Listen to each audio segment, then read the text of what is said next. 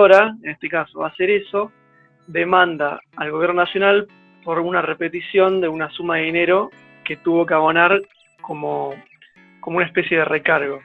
¿Cómo era el funcionamiento que tenía eso?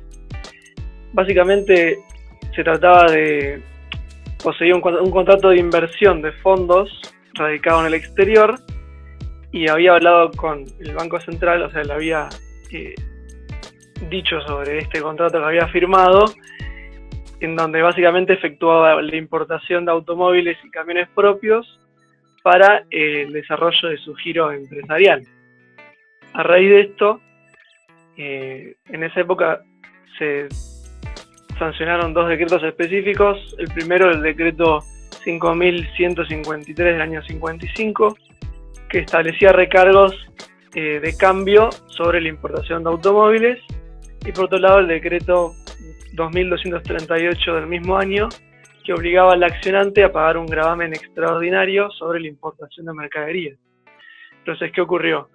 Cuando eso realizó esta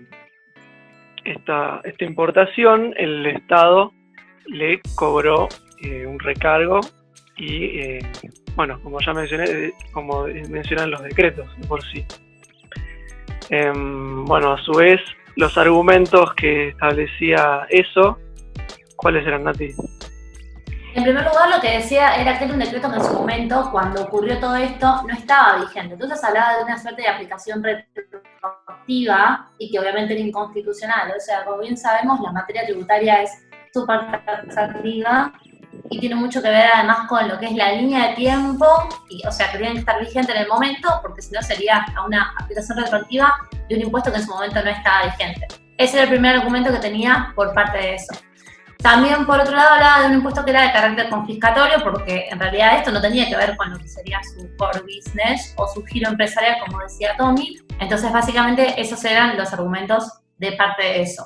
Ahora, el Banco Central, digamos, en representación del Estado Nacional, contesta diciendo de que esto no tenía una naturaleza contractual. Entonces, que el hecho imponible no se podía ubicar donde el actor lo ubicaba, sino en el momento de la importación. Y cuando se importaba, eso estaba vigente totalmente. Entonces, no era ni confiscatorio, no era retroactivo contra cualquier tipo de principio, y por lo tanto, básicamente, se ponía en contrario a esta situación. Tanto primera instancia también, como la Cámara.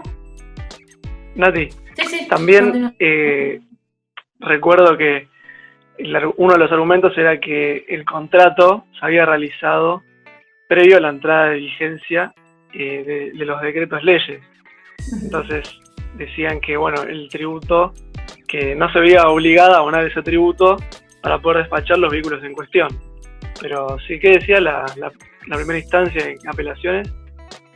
Claro, en ese sentido, ambas dijeron, digamos, no dieron curso a la demanda. Bien como dice Tommy, y como veníamos retomando al principio, el argumento contrario era acá si era contractual o no era contractual, y no solo por un hecho de naturaleza jurídica, sino por un hecho temporal. ¿Desde cuándo estaba vigente un tributo? ¿Desde cuándo se aplicaba? Ese recargo de cambio y ese gravamen específico que daban los decretos leyes.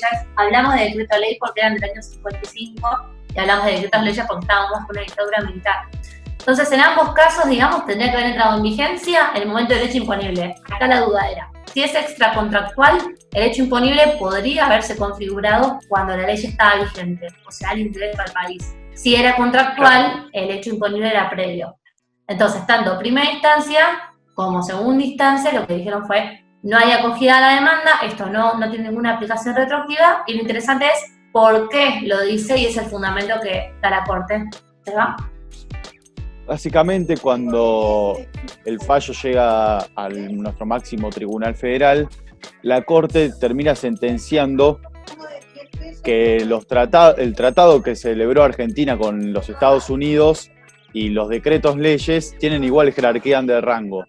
Por lo tanto, al tener igual jerarquía, considerarlos en el mismo plano jurídico, lo que hace es aplicar el principio por el cual la ley posterior deroga la ley anterior. Y en este caso, los dos decretos en cuestión que han sido atacados fueron posteriores a la entrada en vigencia de ese tratado con los Estados Unidos. Entonces, por lo tanto, la Corte entiende que estos decretos derogaron a ese tratado que celebró la Argentina con los Estados Unidos. Por lo tanto, confirma la sentencia de los tribunales de la Cámara e impuso las costas por su orden en todas las instancias. Esa es la doctrina destacable de este fallo. Un dato más por ahí, Sí. sobre el hecho de los tratados por ahí, que no lo mencionamos. Había un tratado bilateral entre Estados Unidos y Argentina, que ese es el tratado al que se refería Seba, y justamente está bien el tema de que al final el holding, si se quiere, en lo que refiere a nuestra materia, es el tema de que pone en la misma instancia, vamos, en el mismo nivel jerárquico, a los tratados y en este caso a los decretos leyes que serían ley interna del país.